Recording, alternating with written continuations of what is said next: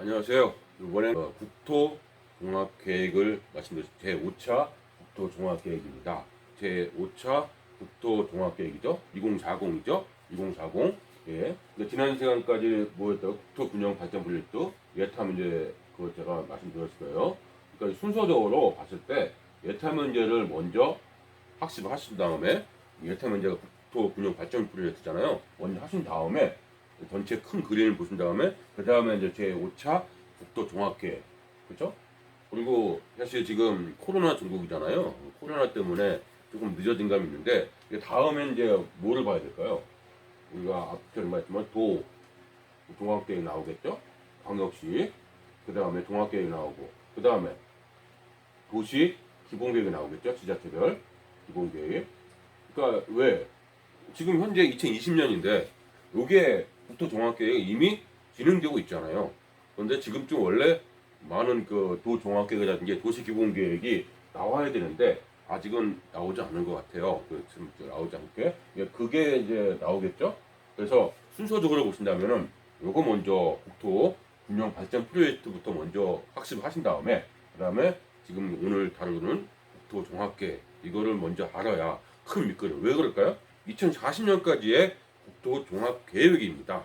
2040년까지. 그렇기 때문에 큰 밑그림이에요. 앞으로 20년간. 그렇기 때문에 우리가 꼭 알아야 되는 그런 어떻게 보면 그 전형적인 그 플랜 A 투자의 전형적인 우리 계획이죠. 이걸 알아야 됐고요. 그 다음에 이제 하나씩 이제 발표하면 그때 이 퍼즐에 맞춰서 이거 도종합계획이라든지 도시기본계획을 알지 않을까 공부를 해야 되지 않을까 연구를 해야 되겠죠. 그래서 이것도 제가 이제 때가 되면은 그 뭐 녹화를 이렇게 하겠지만은 그래도 오늘은 제 5차 국토종합계획입니다. 그렇죠? 국토종합계획 그렇죠? 뭐 책을 첫 번째 피면은 요거 나오죠. 요게 나오죠. 그러니까 이 국토종합계획입니다. 국토종합계획 요거 꼭 다시 처음 페이지 볼게요. 처음 페이지 보니까 넘어가면 목차가 나옵니다. 목차가 나오면은 계획의 배경과 특징, 국토의 여건과 전망, 계획의 기본 방향, 전략적 정책 과제, 계획의 집행력 관리. 그렇죠? 이거 지금 앞서 말씀드린 거 이제 시작이니까 큰 밑그림이죠. 큰 밑그림이니까 어떤 밑그림인지 볼게요. 밑그림인지 볼게요. 근데 그러면 제가 여기서 봤을 때 기존 그 제4차 국토종합계획하고 조금 차이가 있다면 기존 그 4차까지는 어떻게 보면은 양적인 성장, 양적 성장을 추구했었습니다. 그래서 양적 성장의 대표적인 게 뭘까요? 주택이죠. 주택에 대해서는 굉장히 많이 추구를 했는데 이게 추구를 했어요. 이게 양적인 성장을. 그러면은 이제 지금은 이제 5차 국토종합계획은 양적인 성장보다는 어떤 성장? 질적인 성장. 요게 많이 보일 겁니다. 그래서 의료라든지 관광이라든지 뭐 이런 얘기도 많이 나올 거고요. 어떤 이게 앞으로 먹거리 스마트에 대한 그런 그 관점이라든지 그런 내용들이 상당히 많이 나와요. 거기에 또 뭐가 나오냐면 재생이라는 것도 많이 나옵니다. 재생. 그 재생이라는 게 많이 나오고 신축이 아니라 신축도 조금씩은 있어요. 그러니까 뭐 1인 가구, 뭐 단독 가구가 많이 나오니까 1인 가구, 1, 2인 가구 그런 게 많이 나오니까 신축인데 예전에 비하면은 굉장히 많이 적다. 이게 많이 나와요. 재생이라는 것이 많이 보시는 단어가 그 다음에 이제 뭐가 나오냐면 국토 가꾸기 이 얘기도 전체 큰 그림 보면 많이 나와요. 이거 좀 국토 가꾸기 얘기도 많이 나옵니다. 그래서 국토 가꾸기는 어떻게 우리나라도 선진국으로 갈까 얘기죠. 국토 가꾸기 하면 우리가 앞서 말씀드렸지만 국토 균형 발전 프로젝트 이 내용하고 같이 연결시켜 가지고 이해를 해주시면 될 것 같고요. 그 다음에 이제 뭐 곳곳에 보면은 뭐가 많이 나오냐면 인구 소멸, 인구 감소 이 얘기도 많이 나오더라고요. 이 얘기 이제 뭘까요? 이제 우리나라도 인구가 더 이상 증가하지 않는 그런 세상이 온다는 거죠. 인구 오히려 소멸에 대한 공포가 상당히 심합니다. 지자체별로도 다루겠지만은 그 지자체별 보면은 소멸에 대한 그 공포가 있어요. 그래서 그거에 대한 준비, 그렇죠? 육지소멸, 사물이라든지 어떤 내용들이 곧잘 나오거든요. 이런 내용들이 국토종합계획에 큰 공격을 볼 거예요. 가만히 보면은 아까 얘기했지만 주택에 대해서는 별 얘기가 별로 많이 없습니다. 뭐 어떤 거 있냐면 이제 소형이라든지 소형 가구 뭐 이런 거라든지 아니면 1, 2인 주택 뭐 이런 거라든지 아니면은 뭐가 있을까요? 그 고밀도 그 밀도감과 고밀도 직접주택 이런 얘기가 있지 뭐 어디를 대단히 택지개발지구를 공급한다고 한다 그런 거는 거의 없습니다. 없다는 거죠. 그거 왜? 아까 얘기했다시피 인구 감소하고 소멸하고 연결이 되는 것 같아요. 하지만 또 어떻게 보면 질적 성장이기 때문에 뭘까요? 질적 성장이기 때문에 사람들이 질적 수준도 높아지다 보니까 그 어떻게 보면은 이런 게 소형 필요하지만은 또 뭐예요? 질적인 아파트도 상당히 나오겠죠. 그래서 이제 스마트 시티를 도입하는 그런 첨단 아파트도 많이 나올 겁니다. 그래서 질적인 성장도 무시 못하는 그런 키워드가 아닌가 이렇게 볼 거예요. 그래서 뭐 중간에 나오겠지만 메가 체인지라는 게 좀 보일 겁니다. 그러니까 어때? 아 크게 어떤 변화가 필요하다. 그래서 우리 좀 선육종 가자. 뭐 이런 그 메가 체인지라는 것이 볼 거예요. 그래서 이런 것도 공급은 그 국토종합계가 나오지만 내부적으로는 질적 선장도 있기 때문에 우리가 얘기했던 아파트도 조금 업그레이드는 그런 아파트. 그리고 어떻게 보면은 주택 시장은 좀 스탠다드가 될 것 같죠. 그렇지만 우리가 좀 나중에 국토 가꾸기라는 것도 무시 못하거든요. 왜? 우리가 땅이라는 것은 이제 부중성 때문에 땅이 더 이상 공급되지 않잖아요. 그 부중성 때문에 어떤 식으로 땅을 가꾼다는 것도 깔려 있어요. 그래서 어떤 내용인지 그런 게 있기 때문에 전체 큰 그림을 보면서 하나 그 국토 종합계획을 하나씩 살펴보면 될 것 같습니다. 이렇게 보겠죠? 네. 그 다음에 이제 하나씩 보겠습니다. 1페이지 보니까 1페이지 하니까 그 페이지 수는 안 나왔는데 그 넘겨다 보면은 1 계획의 배경과 특징 나오죠? 계획의 배경과 특징 한 장 넘겨보니까요. 그럼 뭐라고 하냐면 국토종합계획 추진 경과야 법적 근거라고 되어 있어요. 국토종합계획은 우리가 왜 공부하냐면 거기서 보니까 헌법과 국토기본법에 근거한 최상위 국가공간계획이라고 되어 있습니다. 그래서 모든 기본계획의 최상위 공간계획이에요. 그래서 이 국토종합계획을 모른다면 부동산 투자의 큰 그림을 그리기도 어렵다는 거죠. 내가 그래서 이 국토종합계획은 작년부터 꾸준히 처음부터 특강이나 뭐 이렇게 정규 강좌를 많이 얘기한 이유가 이걸 꼭 알아야 된다. 앞으로 20년이기 때문에 그래서 꼭 알아야 된다. 그래서 제가 몇 차례 강조했던 것이 나옵니다. 그림에 보시니까 그렇죠? 소득도 있고 소득도 뭡니까? 3만 달러 이렇게 나오죠. 그래서 이렇게 그 어떻게 보면은 우리가 꼭 알아야 되지 않나 이렇게 보시면 될 것 같아요. 2만 달러, 3만 달러 시대가 됐으니까 이렇게 나오죠. 그 다음에 이제 그 다음 페이지 보니까 여건 변화에 대응하여 선제적으로 국토 정책 방향 모색 필요. 이거 제가 이렇게 글씨를 좀 읽어야 되는 게 이게 국토종합계획이 막상 주어지면 잘 안 보게 되더라고요. 그래서 포인트를 제가 하나 잡으면서 그래도 포인트 잡는다고 해서 전체적으로 한번 보는 시간도 가졌으면 좋겠습니다. 이렇게 볼게요. 그러면 계획의 역할 변화와 도래. 그러니까 계획이 만개가 됐으니까 오른쪽에 보니까 메가 트렌드 변화, 많이 변화가 되고 있습니다. 기후라든지 환경이라든지 이런 쪽도 많이 변하고 있잖아요. 그래서 우리가 코로나도 그렇고 어떤 우리나라가 이제 앞서 나가는 발전 방향, 인구도 감소되고 그래서 메가 트렌드 변화가 있다는 거죠. 그래서 그거 보니까 바로 나오죠. 인구 감소와 인구 구조가 변화하고 있다. 그렇죠? 그다음에 저성장 추세, 이제는 저성장 추세가 맞는 것 같아요. 그다음 기후, 환경의 변화도 있고요. 이거 있고요.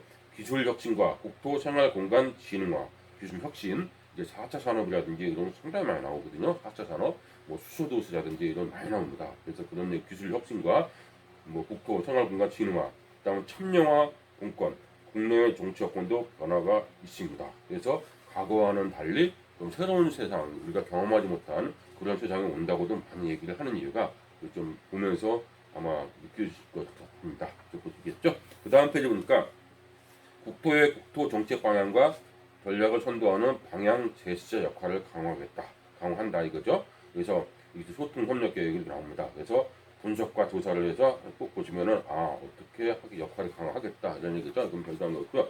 그 다음 페이지 보면은 국토 계획 헌장이 나옵니다. 국토 계획 헌장. 이게 또 5차 국토종합계획 또 차이점이 뭐냐면 이게 국토종합 헌장 나왔잖아요. 기존에는 국토 종합계획이 위에서 내려오는 전달. 그러니까 그 정부에서 역할을 다 만들어서 했다는 그런 그 뉘앙스가 있거든요. 근데 요번 5차 그 구형은 어떻게 했냐면 아래에서 같이 올라와서 같이 협력을 해서 만들었다. 이렇게 보시는 게 맞는 것 같아요. 그래서 그 아래까지 그 국토 현장에 그렇게 나와 있습니다. 그래서 한 번씩 이건 처음 나온 거죠. 그래서 국민 참여단이라는 것이 있었기 때문에 좀 국토종합계획이 상당히 많이 그래도 실현적인 게 아닌가, 현실성 있고, 그래서 그렇게 보시면 될 것 같아요. 그 다음 페이지 보니까 국토의 여건과 전망입니다. 2번. 그 다음 페이지 보면은 그 뭐라고 나왔냐면 격차, 구조와 단절 등을 국토 현안 문제로 인식하고 있대요. 격차, 그렇죠? 이렇게 뭐 격차가 상당히 심각하죠. 제일 보니까 퍼센트가 많잖아요. 빈부 격차, 지역간 격차, 주거 부유전 격차. 왼쪽에 보니까 왼쪽에 보니까 나오죠. 일곱시 방향에 지역간 격차, 그다음 주거 불안정, 그다음 양극화 심화. 뭐 이런 거는 격차가 상당히 공감되고 있다는 거죠. 그래서 요거 지역간 격차를 상당히 줄여야 될 것 같아요. 그래서 우리가 국토 균형 발전 프로젝트라는 것도 우리가 무시할 수 없는 하는 프로젝트입니다. 이거 반드시 이것도 알아야 되는 내용이겠죠. 그다음 주거 불안정, 그렇죠. 주거 불안정도 양극화가 좀 심하고 있죠. 이렇게 나오죠. 그다음에 구조화, 난개발 지역도 있고요. 그다음 과개발 지역도 있고, 그다음에 좀 구조화, 그다음에 환경훼손, 오염 이것도 굉장히 심각하죠. 이거 괜찮은 데는 있는데 오염되는 지역도 많습니다. 지역 간 갈등도 주시 구조화가 많이 있다는 거죠. 그래서 남북 분담하면 단절은 그 남북에 대한 거, 인프라, 그러니까 소외 지역도 꽤 있습니다. 소외 지역을 연결하다 보니까 예타 균형 발전, 예타 면제가 프로젝트 많이 나와 있죠. 형태 네트워크 단절. 요게 우리나라의 이제 현안 문제로 인식되고 있다. 이렇게 보시면 될 것 같아요. 그 다음 페이지 보니까 메가 트렌드의 변화가 또 나오네요. 다시 한번 볼게요. 메가 트렌드의 변화와 새로운 국토 이슈 대두. 왼쪽에 보니까 다시 한번 읽어보면 뭐라고 할까? 인구 감소와 인구 구조 변화. 이거 공포죠. 인구가 실제로 줄어든 지역은 지금 엄청나게 많이 줄어들고 있습니다. 그래서 많이 줄어들고 있죠. 그래서 이제 부동산 투자에서도 굉장히 영향을 많이 받을 것 같아요. 인구 감소하고 인구 구조. 그다음에 저성장. 근데 저성장 추세도 양극화도 점점 심하게 되겠다 그죠? 세 번째 같은 경우 기후 변화와 환경 문제가 갈수록 더함더했지 이제 좀 어렵고 준비를 막 제대로 해야 된다 이 얘기가 나오죠. 코로나를 보니까 확실히 더 공감되는 것 같아요. 그렇죠? 그 다음 기술 혁신과 지능화. 이제 3차 산업이라는 것보다 4차 산업이라는 것이 있어요. 스마트 시티. 뭐 스마트라는 단어가 굉장히 나와요. AI라든지 인공 뭐 AI 뭐 여러 가지 많이 나온다. 그다음에 뭐 모바일 그 모빌리티라든지 뭐 공유 모빌리티 뭐 그런 많이 나거든요. 그런 내용도 한번 볼게요. 사회 가치를 다원화 이렇게 행정 정치 여건도 변화. 그래서 새로운 국토 이슈가 대두되고 있다는 것이 보일 거예요. 그 다음 페이지 보니까 조금 좀 나오는 게 현실적인 게 나오네요. 뭐라고 나오냐면 저출산, 고령화로 인한 인구 감소 지역이 2040년 전 국토의 절반이 넘는데요. 인구 감소 지역이 전 국토의 50%가 넘네, 절반이 넘네요. 오른쪽에 그 그림 5시 방향 그림 보니까 인구 증감 지역 있죠? 그래도 거기 주황색 빨간색은 뭘까요? 인구 증가 지역이잖아요. 수도권이네요. 수도권이라든지 평택 뭐 충청도 조금 이 당진 쪽에 조금 위에 나머지는 어때요? 색깔이 인구 유지 지역은 중간중간 보이는데 강원도도 인구 유지 지역이죠. 인구 감소 지역이 심각하죠? 인구 감소 지역이 지금 파란색인데 인구 감소 지역이 있습니다. 그래서 인구 감소 지역도 이제는 전 국토의 절반이죠. 그래서 그 국토 종합계획 보면은 어떤 필요성이 있다는 것이 국토 균형 발전 프로젝트 이게 굉장히 중요합니다. 중요해요. 이것도 많이 나오는데 우리가 어촌 누들이라든지 산지라든지 그런 것도 많이 나오거든요. 이게 왜 그럴까요? 이게 이제 뭐예요? 인구 감소 지역이 나오니까 이제는 골고루 균형 발전을 해야 된다. 이게 중요한 것 같아요. 그래서 이 제5차 국토종합계획도 균형 발전에서 많이 역할을 한 것 같아요. 중심 포인트를 잡고서 이렇게 나오죠. 그 다음 줄에 보니까 무거주도 나온대요. 살지 않는 지역. 그러니까 동네가 아예 없어진 지역을 말하죠. 과소 지역은 현재보다 5%가 증가가 된다는 거죠. 그것도 많이 나오겠죠. 국토 공간의 천공이 무슨 뜻이죠? 구멍이 뚫리는 현상이 발생한다. 그전에 지금까지는 그렇게 뭐 산이라든지 인구가 사람 살기가 힘든 데 빼고는 그래도 다 굴고 있다고 보면 앞으로는 육지수고 섬처럼 천공 현상이 발생될 거다. 이렇게 보신다고 이렇게 나옵니다. 예측을 하는 거죠. 거기서 왼쪽에 보니까 장래 인구 전망 보니까 총인구, 인구 성장률 나오죠. 그래서 거기 보면은 2028년은 정점으로 해서 이제 뭐예요? 점점점 인구가 줄어든대요. 근데 2067년을 볼게요. 거기 뭐라고 되십니까? 인구수가 3,900이네요. 4천만도 안 되네. 뭐 우리가 지금 현재 5천만이잖아요.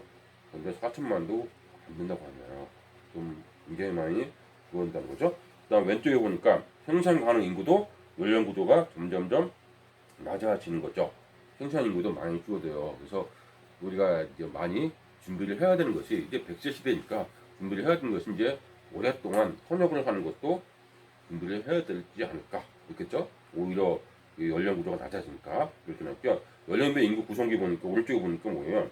그 초록색이 65세죠. 고령인구 지금 어때요? 점점점 고령인구가 많이 늘어났죠. 그 다음에 0세 14세는 파란색은 아동 인구 점점 줄죠. 이런 거 보면은 연령별 인구 구성비도 만만치 않겠습니다. 그래서 어떻게 보면은 이제는 재테크도 뭐 필수적이 아닌가 이렇게 100세 시대에 준비해야 되지 않나 이렇게 맞는 것 같습니다. 그다음 14페이지 그 다음 페이지 14페이지라고 했는데 그 다음 페이지 볼게요. 산업화 도시화 시대에 집중 건설된 인프라의 노후화 가속화 전망입니다. 그렇죠? 그래서 인프라가 이제 상당히 노후화돼서 이제 점점점 심해질 거다 이렇게 나오죠. 노후 수천 전망 보니까 늘어나고 그 다음에 노후 산업단지 전망이 2040년 되니까 거의 40% 가까이 39.3%에서 40% 가까이 되죠. 그래서 노후 산단에 대한 관리도 있어요. 그래서 그 얘기 아까 필수적으로 뭔가 재생이라는 게 많이 나오죠. 재생이라는 단어도 우리가 이제 눈여겨봐야 될 것 같습니다. 그 다음 페이지 보니까 기후 변화로 인한 재해 취약 지역, 기후 변화, 그렇죠? 더울 좋은 지역도 이제 폭염 지역, 폭설 지역, 폭우 지역 엄청 많이 나올 겁니다. 그래서 기후 변화로 인한 재해 지역 증가와 새로운 환경 이슈, 그렇죠? 이제 코로나 같은 그런 이슈가 대두가 됩니다. 그래서 환경 위험 요인은 미세먼지가 엄청나죠. 방사능도 있죠. 그래서 미세먼지하고 지금 이제 백신 그 코로나 같은 그런 게 많이 나오죠. 거기 보니까 재해 취약 지역 전망이 나오죠. 그래서 홍수 취약 지역, 폭염, 해수면 상승 취약 지역 많이 나옵니다. 그래서 이제는 기후 역시도 우리도 준비를 해야 되지 않나 이렇게 나옵니다. 그래서 새로운 환경은 계속 이슈고요. 그 다음 페이지 보니까 뭐라고 나냐면 IoT, AI 등 첨단 기술의 발달로 국민생활과 국토 관리 방식도 변화가 거라는 거죠. 그래서 IoT가 뭘까요? 실시간으로 데이터를 주고받는 그런 환경을 말해요. IoT가 실시간으로 데이터를 주고받는 거. 이거죠? 양방향이죠? 실시간 데이터를 주고받는 이게 IoT 방식이라고 해요. 이게 전체적으로 사회에 있어요. 이제 비대면 시대가 되다 보니까 더더욱 이제 빨리 오지 않을까 이렇게 예상도 됩니다. 그래서 초고속화, 무인화, 초연결화, 초지능화가 특징인 첨단 기술의 활용과 그 상용화가 되지 않나 이렇게 보십니다. 그래서 밑에 보니까 교통, 뭐 관리, 그다음 생활복지, 물관리죠, 그다음 에너지 모든 분야에서 이 첨단 기술의 발달이 되지 않나 이렇게 보시면 되겠죠. 그 다음 페이지 보니까 일과 생활의 균형, 삶의 질과 건강에 대한 관심이 증가가 될 거랍니다. 이거 당연한 거죠. 워라벨이죠. 워라벨. 왼쪽에 보니까 워크라이프 밸런스 워라벨이잖아요. 워라벨. 그렇죠? 그 다음 중간에 보면 삶의 질과 건강에 대한 관심도 증가가 돼요. 100세 시대에 대해서 준비를 해야 된다. 그 얘기 맞죠? 그 다음 세 번째 보니까 우리가 좀 봐야 될 게 공유경제 증대와 형태가 확산되고 있다는 거죠. 공유경제. 이제 공유경제라는 것도 우리가 많이 익숙해져야 되지 않나 싶네요. 공유경제. 이게 뭐죠? 이제는 뭐예요? 예를 들어서 공유숙박. 자동차 같은 경우는 뭐야? 소카. 뭐 아니면 에어비앤비. 뭐 이런 거 많이 보셨잖아요. 공유숙박인데 이게 공유경제죠. 이제는 이제 집도 공유하는 시대, 차도 공유하고 뭐 이런 시대가 올 겁니다. 공유경제가 좀 더 확산되지 않을까. 공유에 있어요. 그렇죠? 그 다음에 이제 여가 문화향유 요구 중개 이렇게 있습니다. 그래서 건강에 대한 관심 중개도 상당히 많이 나올 것 같아요. 공유경제에 대한 거에. 그 다음 페이지 보면요. 국민, 지자체, 주변 국가 등 정책 주체의 참여, 협력과 경쟁이 심화가 되죠. 이제 지방 자치분권 시대가 되고요. 그 다음에 주민들이 이제 국민들이 점점 참여하는 그런 그 국민의 수준이 높아져서 참여하는 시대. 그 다음에 서로가 협력 시대도 온다. 이렇게 심화가 될 거다. 이렇게 보시면 되겠죠. 그 다음에 이제 다시 넘겨보면 뭐라고 그랬냐면 향후 국토계획 이슈와 과제입니다. 첫 번째, 국토 균형 발전 나오죠? 국토 균형 발전이 돼야 되죠. 체감도 제고와 자율적인 지역 발전의 기반을 강화하겠다. 그래서 강소도시라는 얘기도 많이 나오고요. 그다음에 소규모 어떤 나라 지자체를 지원하는 것 상당히 많이 나올 겁니다. 자율적 지역 발전 기반을 강화하자 이렇게. 그다음 두 번째는 인간다운 삶, 품격 있고 건강한 종주 여건을 조성. 종주 여건이죠. 그러니까 이제 뭐랄까 아까 인간다운 삶, 그러니까 소형 일륜 있겠지만 주택도 어떻게 보면은 조금 더 업그레이드되는 그런 그 종주 여건이 필요하다. 거기다 주택만 업그레이드되는 게 아니라 그 환경까지, 그렇죠? 그래서 환경까지 많이 준비를 해야 되죠. 그래서 무조건적인 그 양적 성장보다 질적인 성장하고 같이 동반하는 그렇게 이제 조건을 만들어주지 않나. 인간다운 삶이죠. 그다음에 세 번째 보면은 인구 감소, 저성장 등에 대한 국토 정책의 대응입니다. 인구 감소 이거는 필연적인 것 같아요. 그렇죠? 저성장하고 네 번째는 스마트 기술 기반의 국토 이용 관리 대응 체계가 많아요. 스마트 기술 기반입니다. 국토 이용 관리 그렇죠? 토지하고 연결되는 게 국토 이용 관리 나오죠. 다섯 번째는 미래 국가 성장 동력 창출 새로운 거버넌스 체계가 운영이 된다 해서 나오죠. 이렇게 나오고요. 그 다음 페이지 보니까 20년 후 국토 우회 선택은 뭐냐? 현재 시점이 이 도시 공간 쪽으로 뭐 연구를 많이 하는 사람은 위기라고 합니다. 그래서 위기라는 얘기가 많이 얘기해요. 그 위기가 뭐냐? 인구 감소 거기 나오니까 인구 감소, 그다음에 저성장, 상당히 저성장이 될 거예요. 이거 어렵다는 얘기죠. 그다음에 기후 변화, 환경의 변화 이게 위기가 올 수 있는 요인이라고 합니다. 인구 감소에 대해서는 공포죠. 그 주택도 남아들고 상가도 활성화, 빙상가도 많이 들고 있겠죠. 그 빈집에 대한 얘기도 인간은 나옵니다. 이렇게 나오죠. 그래서 그걸 어떻게 벗어나냐? 그래서 기술 혁신, 삶의 질을 높이겠다. 그다음 가치도 변화시키고, 그다음에 행정도 변화시켜서 어떤 그 발전의 우리의 선택을 희망적인 국토를 만들겠다. 그래서 이렇게 가자 이런 얘기가 나오는 것 같아요. 그 다음 페이지 보면은 계획의 기본 방향입니다. 계획의 기본 방향 세 번째. 그 다음 페이지 보면은 뭐가 나오냐면 모두를 위한 국토, 함께 누리는 삼토 이렇게 나오죠. 포용적인 국토, 활력 있는 국토, 품격 있는 국토, 상시하는 국토. 전략 1부니까 개성과 경쟁력을 갖춘 균형 국토. 균형 국토라는 것이 많이 나오죠. 균형이라는 것이 많이 나옵니다. 아까 균형이라는 것이 상당히 많이 나오거든요. 균형 국토를 만들기 이게 나오고요. 두 번째는 편안하고 안전한 생활 국토 이게 나오죠. 그러니까 안전이라는 것이 이제 필연적이죠. 이제는 필연적이잖아요. 그래서 안전 이렇게 그 망이 잘 돼야 어떤 그 편안하게 살 수 있는 삶의 질을 높일 수 있는 게 아닌가요? 이렇게 보시겠죠. 세 번째로 보니까 아름답고 지속 가능한 뭐라고 나왔습니까? 매력 국토 만들기죠. 그게 아까 제가 얘기했듯이 뭐냐? 국토 가꾸기입니다. 국토 가꾸기. 그러니까 국토를 바꾼다. 매력적인 국토를 만든다는 거죠. 그다음 네 번째를 보니까 편리하고 스마트한 첨단 국토, 4차 산업을 도입을 하겠다. 그 얘기죠. 그 다음에 세계와 함께 번영하는 평화 국토. 그래서 남북 문제라든지 유라시아 그런 게 많이 나오죠. 가만히 보니까 거기 보니까 주택 문제가 있나요? 주거. 뭐 두 번째 보시면은 편안하고 그러니까 주택하고 연결된다면 연결될 수 있고 전체적으로 보면 어떻게 될까요? 국토 만들기가 훨씬 더 포커스가 있지 않을까요? 균형국토하고 매력국토 같은 거 보면 그래서 첨단국토도 있고 그래서 그렇게 보면은 이제는 우리나라도 어떤 그 나라를 만들어가는구나 이렇게 좀 포인트를 잡아주면 좀 더 좋을 것 같아요. 그래서 그 다음 페이지 보니까 자율 협력 자립 기반의 군권형 스마트 국토가 나오죠. 군권형 스마트 국토 자율 협력 자립 기반의 그래서 군권형 스마트 국토가 나오는데 오른쪽에 그 다거시 방향에 보니까 가칭 강소 도시권이 나오죠. 그렇죠? 강소 도시권. 그러니까 큰 왼쪽 바로 옆에는 글로벌 광역 대도시권 옆에서 강소 도시권이 이런 게 나옵니다. 강소 도시도 이제 우리가 이제 많이 이제 보는 단어가 될 거예요. 강소 도시. 보통 문서에서 그게죠. 강하지만 작지만 강한 도시. 그렇죠? 강하고 작은 도시. 이런 강소 도시가 있습니다. 집중권 스마트 국토 나오죠. 그 다음 페이지 보니까 그 다음 페이지는 뭐라고 하냐면 여태까지 4차 국토종합계획하고 비교를 해본 거죠. 왼쪽에 보니까 6대 전략을 볼까요? 4차 국토정책 때 거기 보니까 그래도 도시 주거환경 있잖아요. 3번에 쾌적하고 문화적인 도시 주거환경 뭐 그 다음에 이렇게 나와 있잖아요.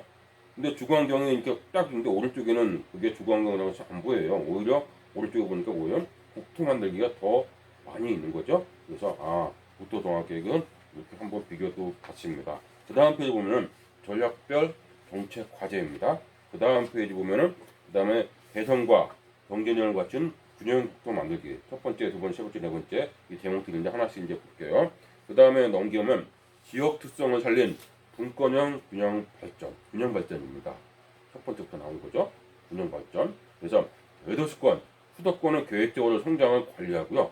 지방 대도시권은 중추거점을 육성한 다음에 강소도시를 붙이겠다 그런 얘기죠. 그러면 수도권은 계획적인 질적인 성장 관리를 위해서 세계와 경쟁하는 글로벌 대도시권으로 육성. 수도권입니다.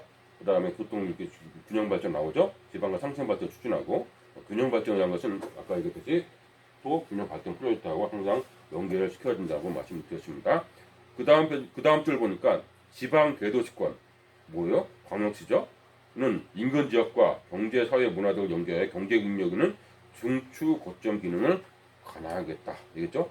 광역시도 꽤 이제 뭐 관리를 하겠다. 기능을 중심적 기능을 하겠다. 그죠?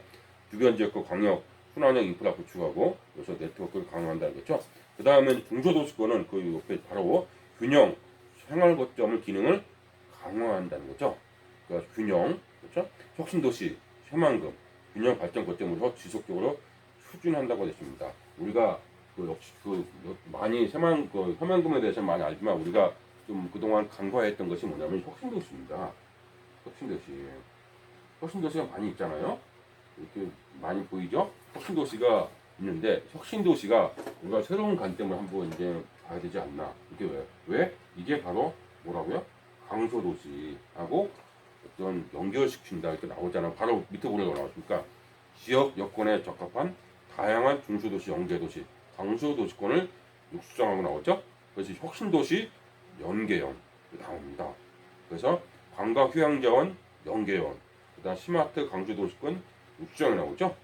그래서 혁신도시가 지금과는 조금 다른 모습을 보이지 않을까, 좀 더 다양하게 이제 경쟁력이 있는 그런 도시가 되지 않을까 싶네요. 그래서 혁신도시에 대해서 좀 그림상에도 지도상에도 있지만은 많이 우리가 예의주시하게 봐야 될 것 같아요. 이쪽도 혁신도시도 이렇게 보죠. 그럼 다시 여기 보시면 지역 여건에 적합한 다양한 중소도시 연계 도시권, 강소도시권을 육성한다고 되어 있잖아요. 혁신도시 연계형 이겠습니다.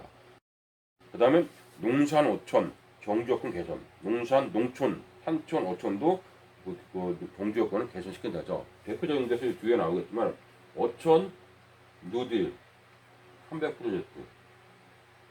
이게 많이 보거든요. 이게 뭐죠? 어촌 누딜. 이거 이제 뭐요? 어촌도 우리가 관리를 하겠다 그런 얘기죠. 그래서 어촌 누딜. 그다음 요즘에 농촌이라든지 산촌도 많이 좋아지고 있죠. 그런 거 보면은 농촌, 산촌, 어촌도 우리가 경제 여건을 경쟁력을 강화하고 그렇게 한다. 균형 발전 이렇게 나오고요. 그 다음 페이지 보니까 지역 간 연계 협력권 자립적 경쟁력 최고 나오죠. 지역 주도의 발전 전략과 새로운 중앙, 지방 상업 체계를 운영. 지역이 주도하고 중앙 정부가 지원하는 발전 전략을 마련해서 공공산업 등의 지방 이전을 촉진. 지방 이전 촉진이 나옵니다. 지역 간 연계 협력 촉진을 통한 중앙 정부 지원 방식 개편해서 협업 체계가 이제는 강화시키겠다. 이렇게 나오죠. 협업 체계가 나오죠. 자율적인 지역 간 연계 협력으로 자립적 경쟁력을 확보. 이렇게 나오죠. 이렇게 그림을 보니까 많이 그런 어떤 역할을 보일 겁니다. 그래서 자율적으로 지역 간 연계를 해서 협력적 거버넌스를 구성 운영하겠다. 그래서 거기에 필연적인 게 스마트 교통체계, 연계, 공유 시스템을 강화한다는 게 보일 겁니다. 이렇게 협약을 해서 가겠다 이 얘기죠. 이렇게 보시면 되겠고요. 그 다음 페이지 보니까 또 나오는 우리가 이제 앞에서 보던 게 나옵니다. 뭐라고 나니까 혁신도시 연계형 강조도시권 구상 예시 나오죠. 강소도시권 나오죠. 그림 보니까 강조도시권 예를 들었잖아요. 오른쪽 그림 보니까 혁신도시 옆에 보니까 뭐라고 나왔습니까? 오른쪽 다가시 방향에 강조도 기본 구상 혁신도시 밑에 뭐 농산어촌 이렇게 나오죠. 주변 뭐 중소도시 뭐 여러 개 섞여서 서로가 이 어떻게 보면 이 권역으로 발전시키겠다 이런 거죠. 그래서 여러 군데가 나오네요. 혁신도시가 있겠죠. 왼쪽에 보니까 지역 간 경제, 산업, 문화, 교류 강화. 지역, 기업, 대학, 혁신기관 간 연계 강화하고 지역의 산업 및 문화 기능 간 연계 강화 이렇게 나오죠. 공간 통합형 도시 지역 재생도 나옵니다. 그래서 생활 인프라, 노후 인프라, 또 재생 나오죠. 그다음 지역 간 시설 공유, 광역 서비스 강화, 스마트 기반의 교통 인프라 구축 이렇게 나오죠. 그러니까 주변 지역과 스마트 인프라로 연계를 강화한 다음에 KTX 공항, KTX 공항도 이 공항에 대한 것도 앞으로 되게 많이 나올 것 같아요. 그렇죠? 공항에 대한 그 파급력 우리가 한 번 더 연구를 해보아야 되지 않나 이렇게 보십니다. 그래서 제가 제목에 아까도 얘기했지만 혁신도시라는 개념이 있죠. 요거 혁신도시라는 거 이거를 이제는 조금씩 그 기사나 뉴스가 나오면 한 번쯤은 눈여겨봐야 될 그런 키워드가 아닌가 싶네요. 혁신도시 이렇게 보시면 되고요. 그 다음 페이지 보겠습니다. 그 다음 지역산업 혁신과 일자리 창출 역량을 강화, 도시형 산업 입지 확대로 혁신공간 조성, 노후산업단지, 그래서 지방대도시와 거점도시의 도심, 대학 등을 산업과 일자리 창출의 혁신공간을 조성, 그러니까 도심 내 가로와 거리를 활용한 천연 클러스터 쪽 캠퍼스 나오죠? 캠퍼스가 부지가 활용도 나오기 시작합니다. 캠퍼스 부지 활용하는 게 뭐죠? 왜 캠퍼스 부지가 나오죠? 그러니까 학교도 뭐예요? 남는 땅이 유휴부지가 꽤 나오겠죠? 캠퍼스 부지를 어떻게 활용하는지 이것도 우리나라 그 앞으로 키워드가 될 것 같아요. 그래서 캠퍼스 부지를 어떻게 활용할까요? 산업 연계 아니면 뭐 창업 기원 센터 뭐 이런 식으로 많이 발전할 것 같아요. 그래서 캠퍼스가 좀 가만히 놔두면 어떻게 돼요? 학생 수가 없으면 없어지잖아요. 근데 그런 것보다는 조금 더 캠퍼스 부지를 어떤 식으로 활용 없어질 때는 없어지겠지만 캠퍼스 부지를 어떤 식으로 활용한다는 측면도 있어요. 왜 우리가 관심 가져야 되냐면 캠퍼스는 기본적으로 뭐가 있어요? 주변 지역에 주거물이라든지 기본적으로 상권이 있단 말이에요. 그래서 그런 게 같이 시너지 역할을 보면은 캠퍼스 부지 역할도 어떻게 보면 뭐예요? 그 남은 땅도 개발한다면 같은 상생 시너지 효과가 있지 않을까요? 그래서 캠퍼스 부지 활용도 우리가 눈여겨봐야 될 것 같아요. 많이 종종 나오는 것 같아요. 나옵니다. 그 다음 페이지 보니까 그 다음 줄 보니까 노후 산업도시의 회복력 제고와 구조 전환 촉진입니다. 기존 중후 뭐 당대형 제조업 중심 산업도시의 쇠퇴 제조업이 어렵죠. 그래서 산업구조 전환 촉진시킵니다. 이렇게 나오죠. 그 다음에 산업도시가 보유한 산업인프라 자산을 활용한 공유 방식의 창업 지원. 그래서 보유한 산업인프라 자산을 공유 방식도 많이 나옵니다. 그다음 세 번째 줄에 노후 산업단지에 대한 스마트 인프라 공급 확대 도시 재생 나오죠. 그 재생이라는 단어가 상당히 많이 나옵니다. 그 다음 페이지 보면 미래형 복합 산업 공간 조성 및 경관 관리를 하죠. 1토, 3토, 숨터가 융합된 미래형 복합 산업 공간 조성하고 스마트 인프라를 갖춘 미래형 산업단지, 그렇죠? 사이버 공간 이렇게 나옵니다. 오른쪽에 그림을 보니까 노후 산업단지가 대학 캠퍼스, 문화, 산업, 미래형 복합 산업 공간이 나오네요. 그래서 캠퍼스가 어떤 식으로 활용할지도 한번 우리가 눈여겨봐야 되는 키워드가 아닌가 이렇게 보네요. 이렇게 나오죠. 그 다음 페이지 보니까 개성 있는 문화 국토와 문화적 일상의 보편화 이렇게 나오죠. 그러면 특색 있는 지역 자산을 활용해서 매력 공간을 창출, 매력 공간입니다. 지역 문화 자산을 기반으로 광역 관광 루트, 미래 산업은 관광이란 많이 하잖아요. 광역 관광 루트 육성하고 지역 자원을 공동 브랜드화하죠. 그래서 최저 인구 주도 가지역 거주의 확산으로 여건비가 적극대응하죠. 노후 관광지를 재생이 나오죠. 유휴공간 시설의 문화적 재생입니다. 그 다음에 차별 없이 누리는 문화생활 공간 조성 및 향유, 지역 계층에 관계없이 고르게 문화 서비스 향유 기반 조성하고 지역 문화 격차 해소를 위한 인프라 공급, 문화 가치 역량 강화 이렇게 나오죠. 그 다음 줄 보니까 새로운 한류 문화의 확산과 국가 브랜드 가치를 제고한다. 세계 문화유산, 한국적인 문화자산 브랜드가 나오죠. 세계적 명사 추진, 세계로운 한류 확산, 그래서 수요 창출을 확대한다는 얘기도 나옵니다. 그 다음 페이지 보니까 그 다음 페이지 뭐라고 하냐면 편안하고 안전한 생활 국토입니다. 편안하고 안전한 생활 국토 어떤 게 있는지 하나씩 볼게요. 그 다음 페이지 보니까 인구 감소에 대응한 유연한 도시 개발 관리가 나옵니다. 그렇죠? 오른쪽 그림 먼저 볼까요? 예전에는 위에처럼 지금 현재죠. 이렇게 중심 도심도 있고 옆에 쭉 뭐 발달했잖아요. 같이. 근데 앞으로는 어떻게 된다고? 그 아래처럼 공간 집약으로 가서 뒤에는 쾌적화하겠다. 그렇죠? 그렇게 그림 보죠? 이 그림 보니까 뭐예요? 아, 교통 쪽으로 이게 가서 되는 이제 공간 집약 쪽으로 가니까 이제 중심 쪽으로 가겠죠? 그 외 지역은 좀 편안하게 그 뭐 그런 게 뭐 공식 공간을 만들겠다 이 얘기죠. 편안한 그 삶의 질을 나온다 이 얘기죠. 한번 읽어볼게요. 적정 개발과 관리를 통한 집약적 도시 공간을 조성. 집약적 도시 공간 나오죠. 인구 감소에 대응한 적정한 개발, 관리와 계획적인 관리를 유도를 하겠다. 그렇죠? 도시 내 위유용, 저유용 토지, 유유부지의 복합적인 활용. 그렇죠? 그렇죠? 그 비시가화 지역은 의무화 난개발을 방지하겠다 이거죠. 그다음 보면은 지역 특성을 고려한 도시 공간 구조 재편, 기반 시설 수요 감소에 따라 토지를 녹지 공간으로 만든다고 합니다. 그래서 도시 공간 구조를 재편한다고 하네요. 이렇게 토지를 녹지 공간으로 대체한다고 합니다. 토지를 녹지 공간으로 대체한다. 이렇게 기억하시고요. 대도시권, 중소도시권, 도시권 단위의 통합, 도시계획 수립을 관리하고요. 그 다음 보면 도시 재생이 또 나오네요. 도시 재생. 이게 재생은 많이 나옵니다. 도시 재생, 활성화적 활력을 제고, 도심 재생을 통한 구도심 활력을 증진, 재개발 재건 쪽이겠죠. 도심 재생, 재생 사업 많이 나옵니다. 도시 재생 혁신지구, 도시 재생 혁신지구도 우리도 많이 이제 볼 수 있는 단어가 될 거예요. 도시 재생 혁신지구 이거 뭐죠? 단어 그대로 보면 되죠. 재생, 혁신, 지구, 그렇죠? 도시재생 혁신지구도 많이 나오는 단어이기 때문에 우리가 지금 한번 기억해야 될 것 같아요. 도시재생 혁신지구입니다. 이거를 찾아보시면 좋을 것 같아요. 이렇게 도시공간 혁신지구 나오죠. 새로운 사업 방식을 활용한다 그죠. 그 다음에 인구 감소 등에 대한 따른 새로운 유기지역 발굴해서 예방을 하죠. 인구 감소. 그래서 엄청나죠. 오다가 뭐라고 됐습니까? 빈집의 체계적 정비와 활용입니다. 빈집. 앞서로 얘기했듯이 빈집에 대한 공포도 또 있죠. 일본 같은 데 보면은 빈집에 대한 공포는 많잖아요. 그래서 빈집 이거를 체계적으로 관리해서 하겠다. 빈집이 많이 나옵니다.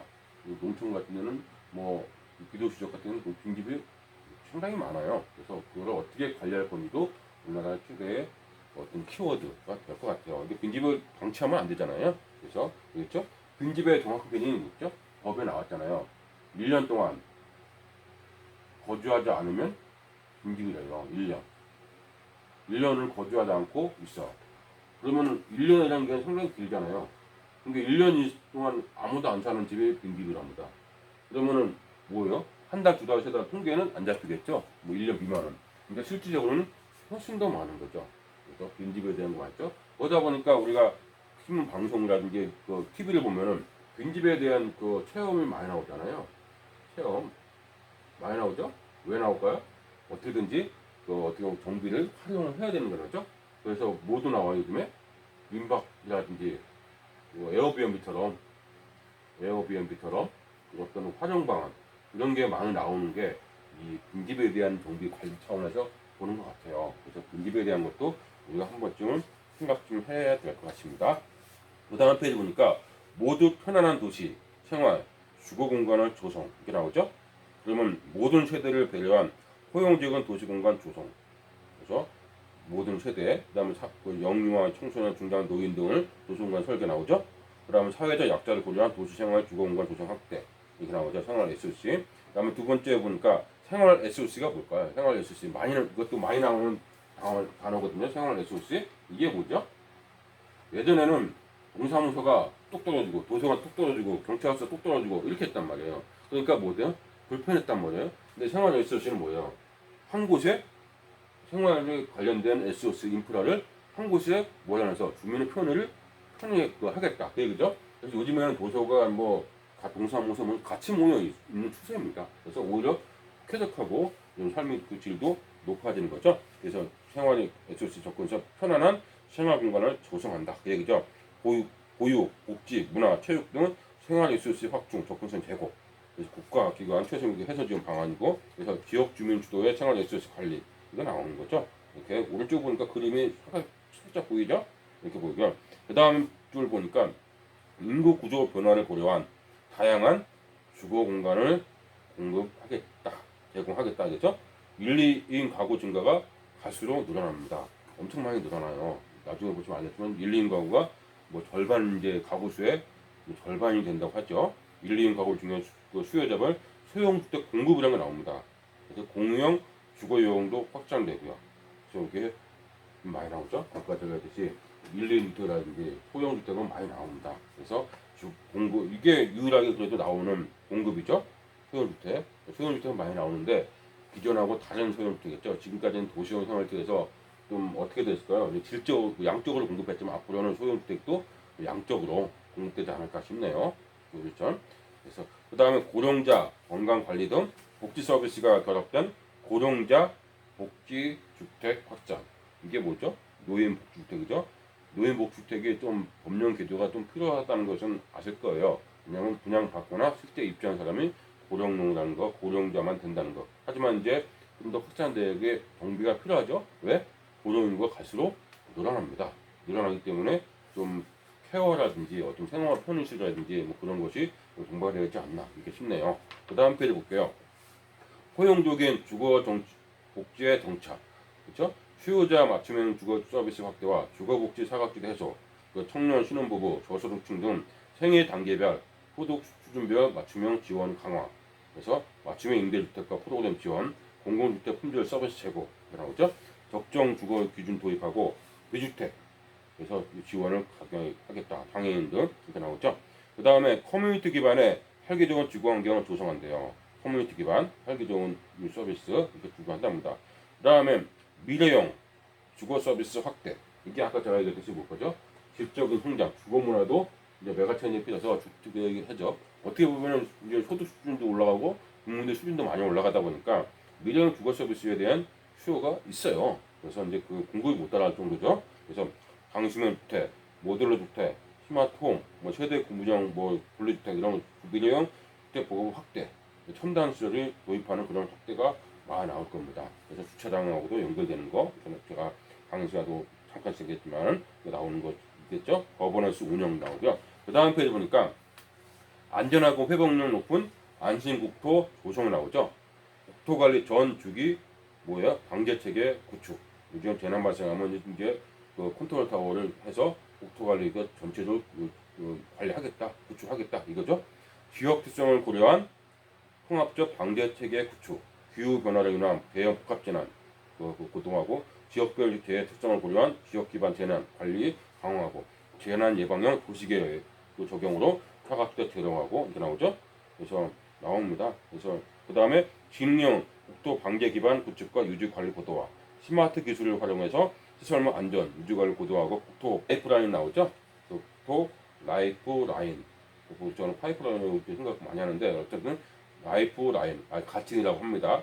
오른쪽에 그 다섯시방에 보니까 뭐예요? 국토 라이프라인이 국토의 안전하고 편리한 생활을 보장하고 국가, 경제, 사회활동을 지원하기 위한 천연의 기반 시설, 그렇죠? 저와 그 네트워크를 연결하는 거. 그래서 뭐가 어떻게 이름이 바뀌었지만 현재는 라이프라인, 그렇죠? 라이프 생활의 라인 이렇게 기억해 주시는 게 좋을 것 같습니다. 그 진행 관리겠고요. 그 다음 페이지 보니까 아름답고 지속 가능한 매력 국토 만들기는 한 장 더 남겨보겠고요. 계획적인 토지 이용과 매력 있는 경관 창출입니다. 그러면 나오죠? 계획적인 토지 이용과 국민 참여, 관리 체계 운영, 그다음 토지 이용의 효율적 활용을 위한 공간 계획이 강화가 됐죠. 그럼 바로 그 다음 표 나오죠. 용도 지역이 바뀐대요. 용도 지역이 개편한답니다. 왜? 이제는 개발할 땐 더 개발해야 되고, 그렇죠? 이제 개발하고 이제 뭐 정리된 데는 좀 바꿔줘야 되겠죠. 용도 지역이 개편한다는 거 나오고요. 그다음 뭐라고 하니까 개발 제한 구역과 비도시적인 관리를 좀 더 강화하겠다 이렇게 나오죠.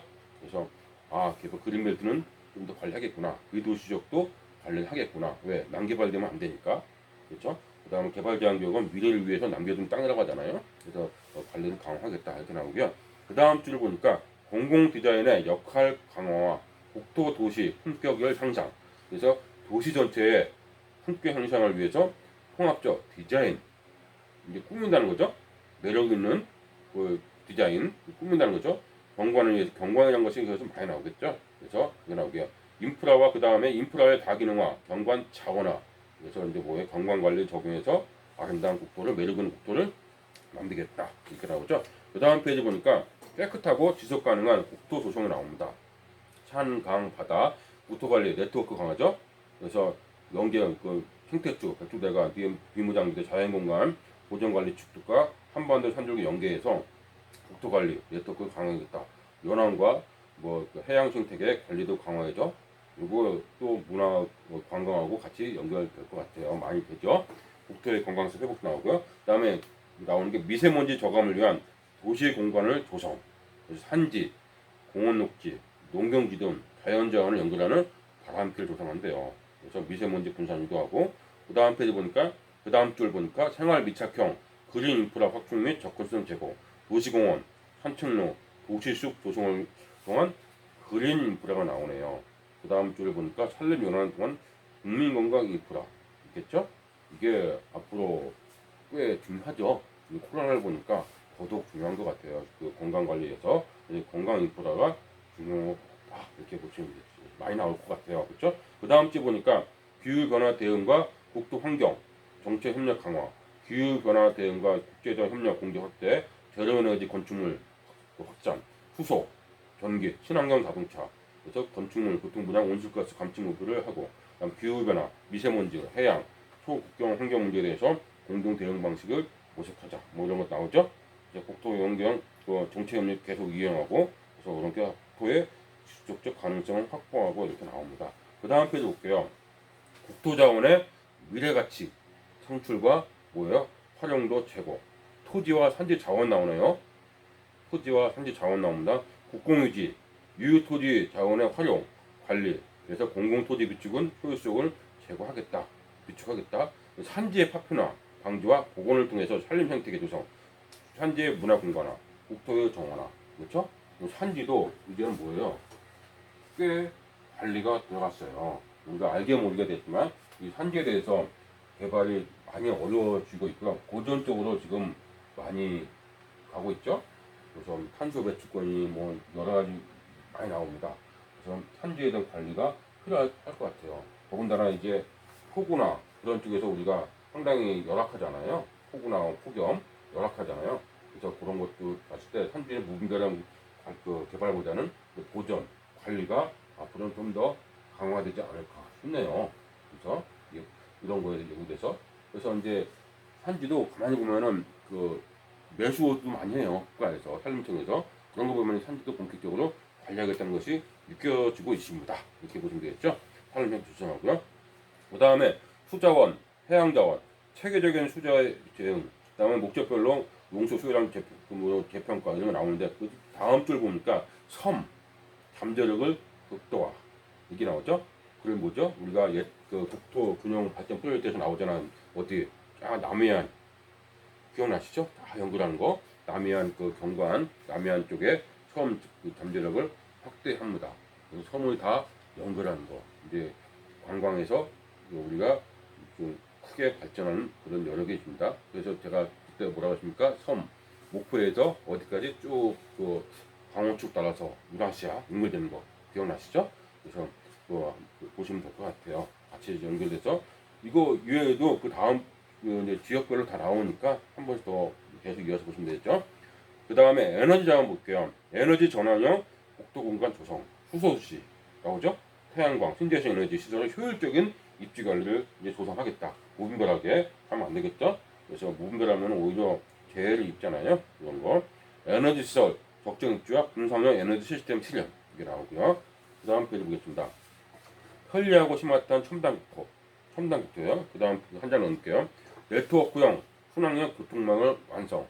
그래서 국토종합계획을 보면 전 국토를 2시간 이내 생활권으로 만든다고 합니다. 이렇게 볼게요. 그러면 전략적인 네트워크 교통체계 구축, 국가 간성망, 지속 추진으로 네트워크 국토 완성. 네트워크 국토 완성하니까 우리가 기억나시죠? 국토 균형 발전 프로젝트에서 어떻게 그림 나왔습니까? 여러분들 계시면은 S차 연결하고 다 연결했잖아요. 이렇게 기억나시죠?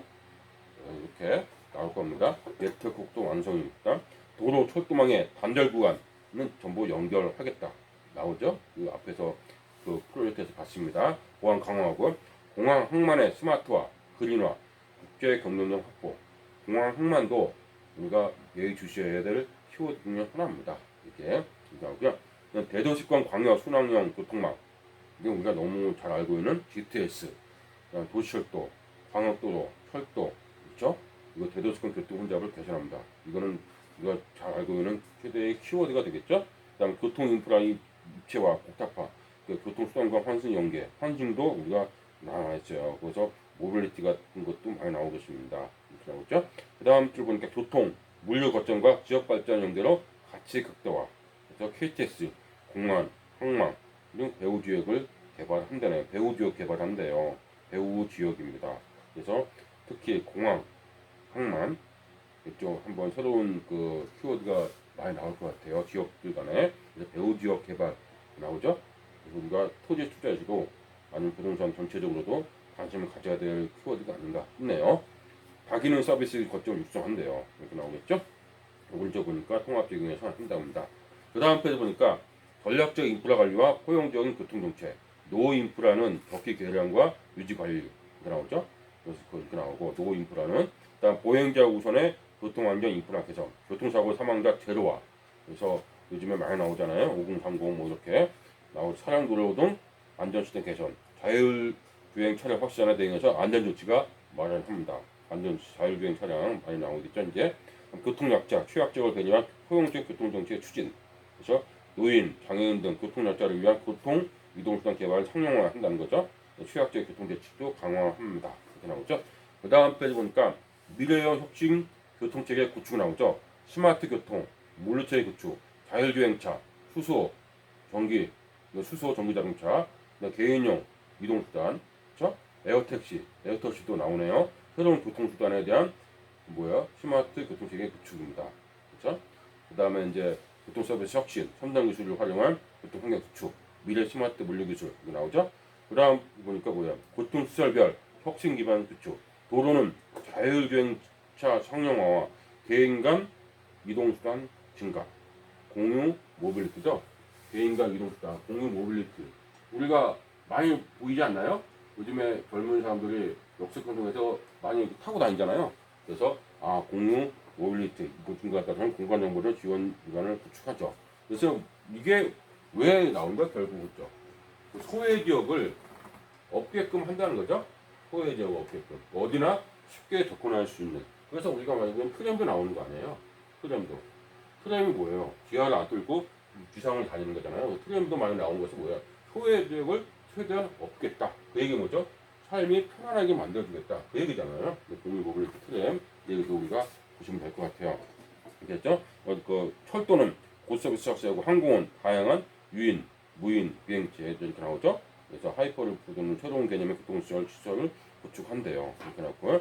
그 다음 페이지 보니까 기능형 국토 생활공간 조성과 국토관리 혁신, 스마트 도시 지역 구축으로 혁신적인 생활공간 나오죠. 성장 단계 지역별로 차별화된 스마트 공간, 신도시는 지역 거점을 하고 기존 도시는 재생 나오죠. 스마트와 도시 재생. 농어촌 지역은 스마트와 맞춤형 서비스. 이렇게 서로가 생활 공간을 만들겠다 하겠죠. 도시의 가치를 높이는 맞춤형 기술 적용하고 이렇게 나오고요. 그 다음에 디지털 트윈, 가상국토의 구축과 운영 이렇게 나오죠. 이렇게 한번 어떻게 데이터를 이용해서 기술 개발해서 어떤 그 혁신적인 이런 공간을 만들겠다 나옵니다. 그 다음 페이지 볼게요. 세계와 함께 번영하는 평화국토 만들기입니다. 그 다음 페이지 넘기면 한반도 국토 개발 관리 기반 조성 나오죠. 한반도 신경제구상의 실천과 남북한 경제협력 확대 나오죠.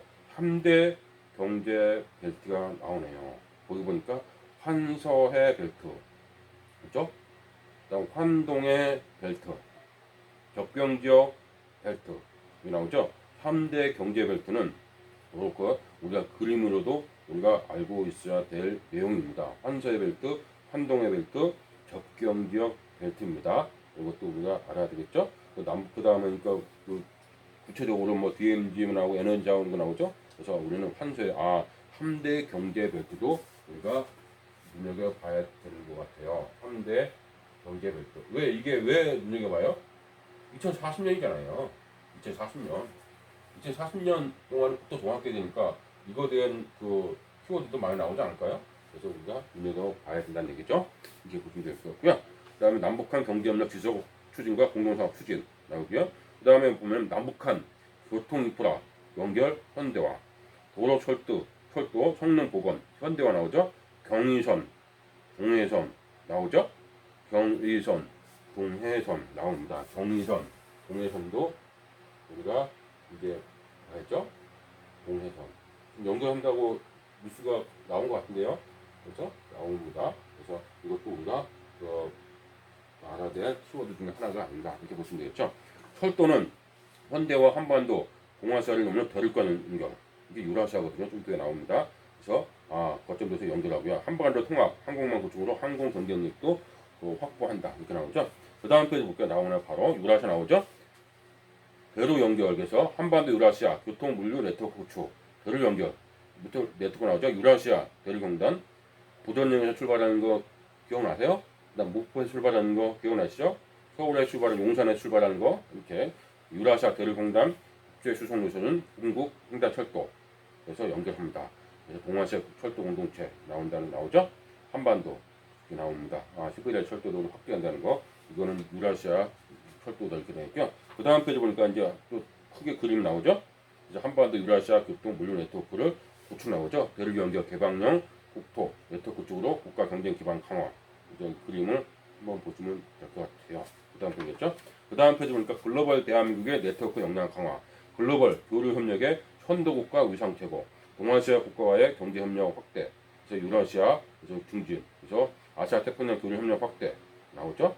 그다음 글로벌 또 프론티어 개척 시장 확대 한국형 도시 개발의 경험을 전수해서 지식 기반 개발 협력사 활용을 확대해서 그래서 스마트 때 한국형 개발 모델 수출하겠다 이거죠. 궤도구에서는 국토 개발 지원부에서 국가 위상 제고하고 해외 있고 뭐 이거 나옵니다. 네트워크 구축한다 이렇게 나오죠. 그 다음은 계획의 집행과 관리입니다. 이제 마지막 다 왔습니다. 그 다음 페이지 나오니까 국토 종합계획의 실효성 제거를 위해서 모니터링 평가를 연동해서 지속적으로 하겠다 이게 나오죠. 세관 모니터에서 요거는 모니터 구성을 한다는 게 나올 겁니다. 국토정책. 그 다음 페이지 보니까 협력, 광역, 국토정책 추진으로 계획의 실천력을 재고 나오죠. 왼쪽부터 볼게요. 지역 새로운 중앙지방 협업체계 운영과 광역 국토 관리입니다. 지역 발전, 계획 협약, 연계 추진, 지속적 운영 기반. 두 번째 보니까 다지역에 걸친 교통, 인프라 등을 종합적으로 관리하는 광역 국토 관리를 강화하겠다. 이렇게 나왔죠? 이렇게 지금 장소 기반형 통합도 지원제도 있고요. 가운데 보니까 뭐가 있어요? 국민 참여 활성화. 그렇죠? 국민 참여 활성화가 나옵니다. 모니터링.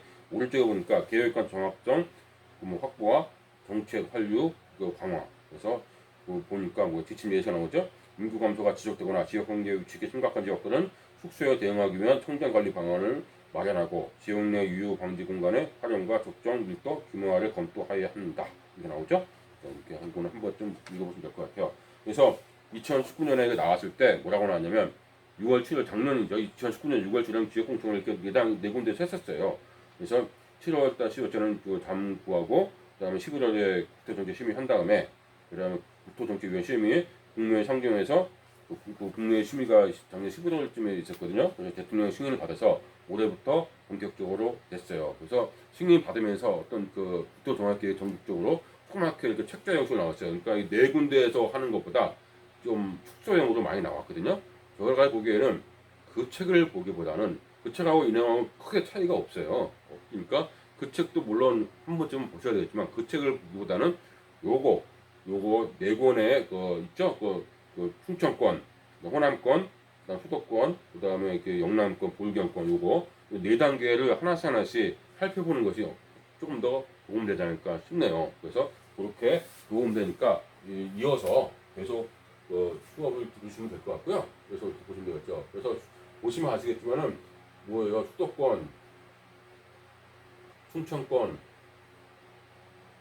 그다음에 영남권, 보경, 부산, 영남권, 그다음에 호남권 이렇게 다 제가 4단계로 전부 다 촬영을 했거든요.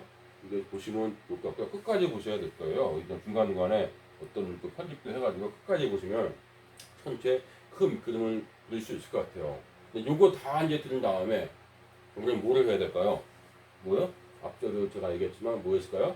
요거 나오죠? 도어 종합계획, 그다음에 도시 기본계획. 이게 아마 가을, 겨울, 내년 되면 나오지 않을까 싶네요. 그래서 그것까지, 그러니까 국토 도시 기본계획이라고 할게요. 도시 기본계획까지 뭐였을까요? 우리가 하나씩 하나씩 살펴봐야 되겠죠. 전체를 다 알 수는 없습니다. 본인들이 관심 있는 어떻게 투자처로 어떤 관심적으로 알고 있는 그런 지역들을 선정해서 연구를 하는 것이 필요할 것 같아요. 이때는 도시기본계에서 제가 뭐라고 얘기했냐면 시가와 예정용지를 시가와 예정용지 있죠? 이거를 제가 많이 연구하라고 합니다. 연구 시가 예정지 있죠? 그렇더라도 우리는 뭐를 해야 돼요? 아까 얘기했듯이 국토균형 발전 프로젝트하고 제5차 국토종합계획을 같이 연결해서 우리가 해야 돼요. 같이 연결되다 보니까 이거 알고, 그 다음에 국토종합계획 알고, 그 다음 이제 광역별로 뭐가 나오겠어요? 아까 나왔잖아요. 그 도종합계획 나오고 나오면 그 다음에 도시기본계획까지 참 공부할 게 많습니다. 많죠? 하지만 2020년부터 2040년까지 국토종합계획이 나왔기 때문에 이번 한번 올해 내년에 공부를 제대로 한다면은 앞으로 투자나 어떤 개발이라든지 아니면 그 연구를 할 때 큰 도움이 되지 않을까 싶네요. 그렇죠? 네. 이게 끝났고요. 이제 하나씩 하나씩 이제 수도권, 충청권, 호남권, 영남권 이렇게 하나씩 하나씩 살펴보도록 하겠습니다. 예, 여기 이 국토종합계획의 큰 그림을 마치도록 하겠습니다.